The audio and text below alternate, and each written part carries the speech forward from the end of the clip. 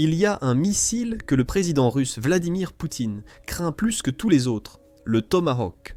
Poutine sait que l'Ukraine pourrait utiliser ce missile pour frapper en plein cœur de la Russie. Il sait aussi, après avoir vu ce qui est arrivé à l'Iran lors de l'opération Midnight Hammer, que les défenses aériennes russes ne pourraient rien faire pour arrêter le Tomahawk. Et maintenant que ce missile pourrait bientôt être entre les mains de l'Ukraine, le pire cauchemar de Poutine pourrait devenir réalité, car l'Ukraine semble sur le point d'obtenir des Tomahawks qui pourraient dévaster la Russie. C'est ce qu'affirme le Kyiv Post, qui a rapporté le 15 juillet que le président américain Donald Trump a évoqué la possibilité d'envoyer des missiles Tomahawk à l'Ukraine dans le cadre d'un récent paquet d'aide de 10 milliards de dollars. Ce paquet, financé par les membres européens de l'OTAN, et qui verra des dizaines de missiles américains arriver en Ukraine, est déjà une nouvelle majeure. C'est un signe que Trump en a fini avec les manœuvres de Poutine et qu'il est prêt à apporter tout son soutien à l'Ukraine. Si les Tomahawks font partie de ce paquet, les États-Unis pourraient fournir à l'Ukraine un atout décisif. Le Kiev Post rapporte que Trump a discuté de cette possibilité avec son équipe le 11 juillet, quelques jours seulement, avant l'annonce du paquet d'aide. L'idée est que les missiles, ainsi que toutes les autres armes incluses dans le paquet, seront vendus par les États-Unis à d'autres membres de l'OTAN, qui les transféreront ensuite à l'Ukraine. Il y a cependant une réserve à cette excellente nouvelle pour l'Ukraine. Les États-Unis n'ont pas encore confirmé la vente des missiles Tomahawk. Les puissants missiles demeurent donc toujours une possibilité. En ce qui concerne le paquet d'aide de 10 milliards de dollars, l'Ukraine espère qu'il passera bientôt dans la catégorie des confirmations. Bien que ce ne soit pas confirmé, le paquet semble prêt à apporter un soutien considérable à l'effort de guerre de l'Ukraine, selon le Kiev Post. Le nouveau paquet d'aide comprendra jusqu'à 17 systèmes de défense aérienne Patriot, ainsi que d'autres missiles et systèmes d'artillerie. Selon le Guardian, l'Ukraine attend encore plus de précisions sur le contenu exact du paquet d'aide. L'Ukraine a exprimé sa gratitude que le paquet soit en discussion. Le général de division Vadim Skibitsky, chef adjoint de l'unité de renseignement militaire, déclarant « Nous ne savons pas exactement quand le paquet sera discuté ». Cependant, Skibitsky a confirmé que le président ukrainien Volodymyr Zelensky avait évoqué l'inclusion possible des Tomahawks lors d'un échange avec Trump le 4 juillet. Selon Skibitsky, lors de l'appel, Trump a demandé à Zelensky si l'Ukraine pouvait frapper Saint-Pétersbourg.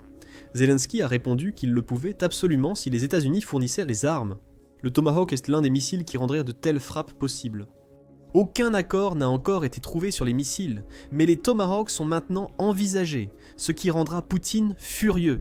Depuis des mois, Poutine tente de manipuler Trump en prétendant vouloir instaurer la paix en Ukraine, malgré l'intensification de ses frappes aériennes sur Kyiv. Il lance son offensive d'été pour conquérir plus de territoire du pays. L'envoi de missiles Tomahawk par les États-Unis à l'Ukraine signifierait l'échec des manœuvres de Poutine et une nouvelle menace pour Moscou. Alors que la guerre entre dans sa 4e année, malgré la fourniture de missiles par les États-Unis à l'Ukraine, des défis subsistent. Selon The Guardian, Skibitsky a déjà indiqué que l'Ukraine pourrait avoir du mal à utiliser réellement ses armes, car elles ne sont pas faciles à manier. Les principaux lanceurs sont des navires de combat ou des bombardiers stratégiques. Le chef du renseignement a affirmé que nous n'avons aucun avion bombardier stratégique. Cependant, ce sont précisément les défis que l'Ukraine a su relever pendant la guerre. L'Ukraine a adapté ses avions de chasse soviétiques pour tirer des bombes françaises air-sol modulaires Hammer, malgré leur incompatibilité présumée. Si l'Ukraine recevait des missiles Tomahawk, elle trouverait probablement un moyen de les utiliser contre la Russie. C'est pourquoi Poutine est furieux, mais le dirigeant russe a aussi peur. Pourquoi ? Parce que l'arrivée des Tomahawk en Ukraine représente une escalade dans l'arsenal ukrainien. Cela lui permettrait de cibler de nombreuses nouvelles cibles en Russie. Développé pendant la guerre froide, entré en service en 1983, le missile de croisière Tomahawk Land Attack est une arme subsonique conçue pour parcourir de longues distances avant de dévaster une cible.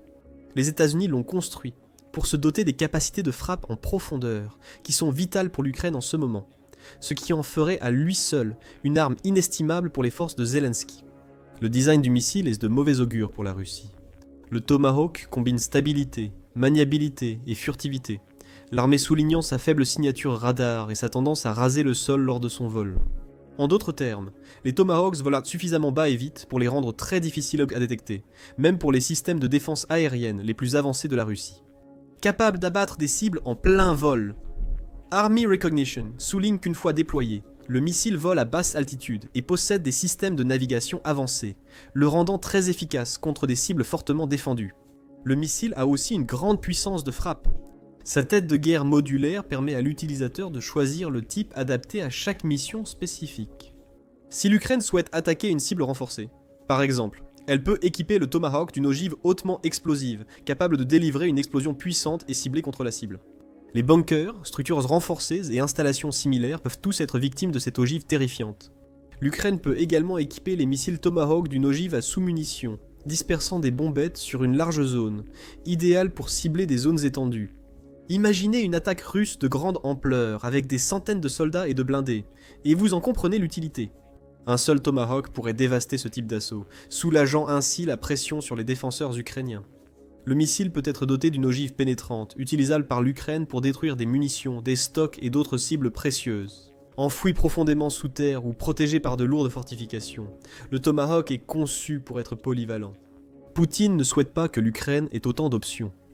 La vitesse et la précision sont des caractéristiques clés de ce missile puissant. Le Tomahawk est un missile de croisière, pouvant atteindre des vitesses de Mach 0,75, mais il n'est pas le plus rapide au monde. Bien que rapide et subsonique, cette vitesse n'est pas assez élevée pour échapper à un système de défense aérienne russe tel que le S-400. Cependant, la combinaison de cette vitesse, de la section radar et de la trajectoire de vol à basse altitude rend le Tomahawk difficile à gérer pour les forces de Poutine. Le missile peut également parcourir de très longues distances, la dernière variante Block 5 ayant une portée de près de 1100 wing miles. Le Tomahawk est doté de technologies assurant qu'il atteigne précisément sa cible. Le système de positionnement global intégré guide le missile durant sa trajectoire. Le système de positionnement global et le système de navigation inertielle permettent au Tomahawk de rester sur sa trajectoire en suivant le relief jusqu'à sa cible. Le missile emploie également la correspondance des contours du terrain, pour assurer sa précision. Turcom permet de charger le missile avec des cartes numériques du terrain à parcourir, permettant à un missile Tomahawk d'ajuster sa trajectoire en vol pour éviter tout obstacle pouvant entraîner une détonation prématurée. Le Tomahawk Spawn utilise un système de corrélation de zones par appariement de scènes de numérique. Il compare en temps réel les images de ses capteurs embarqués avec des images de référence stockées.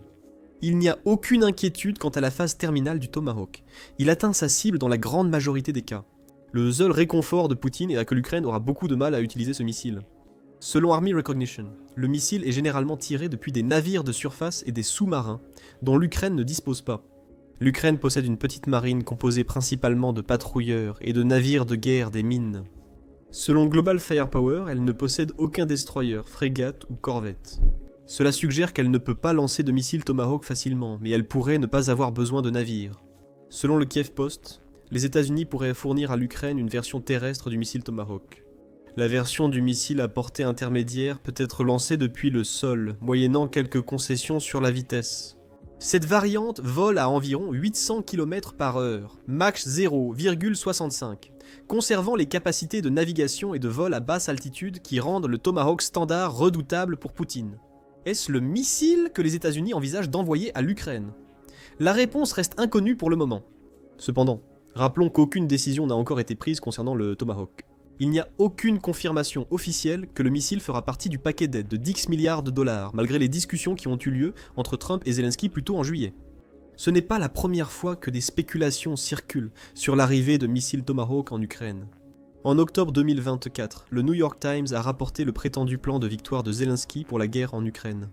Le président ukrainien proposait alors aux dirigeants occidentaux un plan en plusieurs points, qu'il croyait capable de permettre à l'Ukraine de l'emporter contre la Russie. Les Tomahawks faisaient peut-être partie du plan non public de M. Zelensky, où il proposait un paquet de dissuasion non nucléaire incluant ses missiles pour l'Ukraine.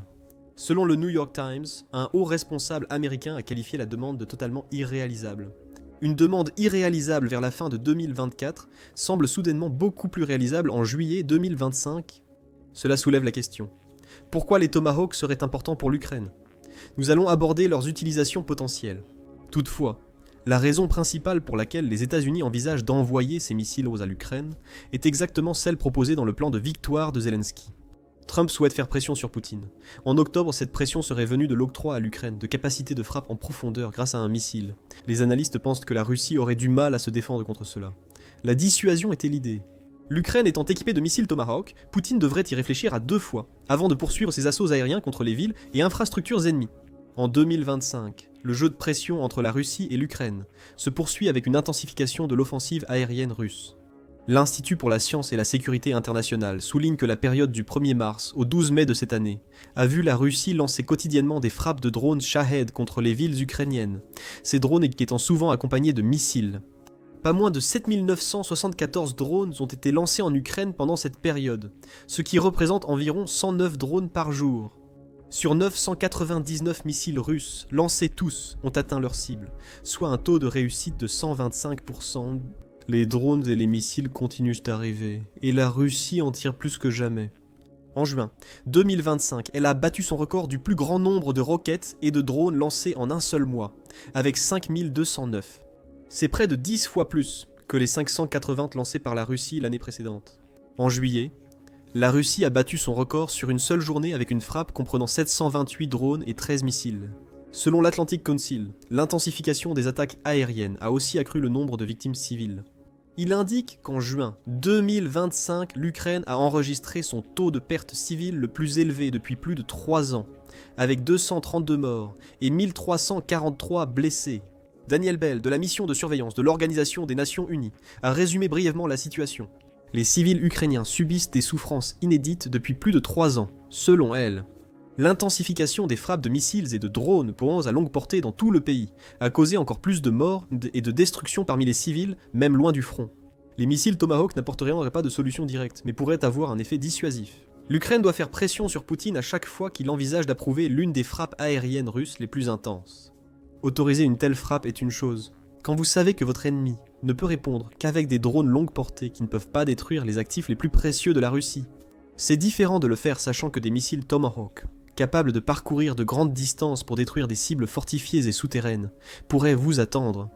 En plus de mettre la pression sur Poutine, les États-Unis pourraient fournir des missiles Tomahawk à l'Ukraine pour le contraindre à négocier. Cette pression était apparemment un point clé lors de la conversation de juillet entre Trump et Zelensky, affirme David Ignatius du Washington Post.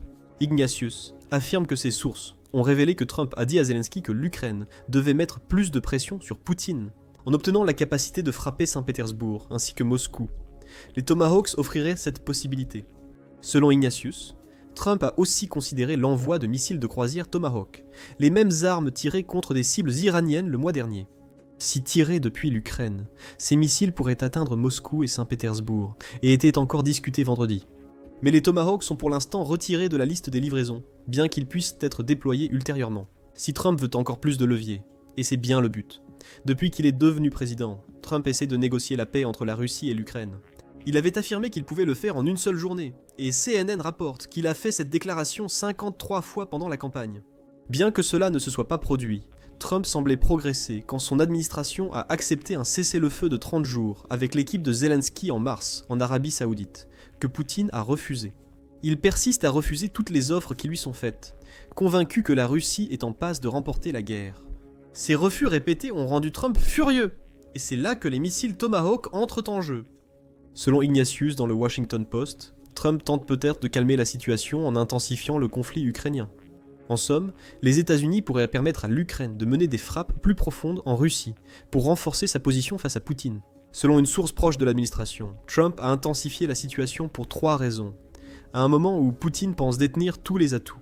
Ignatius affirme que Poutine lui manquait de respect, en feignant d'être prêt à faire la paix, tout en ignorant les appels du président américain à un cessez-le-feu. Deuxièmement, il a constaté l'efficacité de la puissance militaire américaine avec l'emploi des B-2 et des missiles Tomahawk contre l'Iran. Et troisièmement, il croyait que Poutine ne négocierait que s'il faisait face à une force supérieure. Comme aiment le dire les Russes, Trump a décidé d'escalader pour désescalader.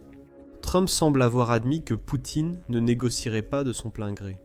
L'envoi de missiles Tomahawk en Ukraine pourrait contraindre Poutine à négocier, une tactique qui a déjà fait ses preuves par le passé.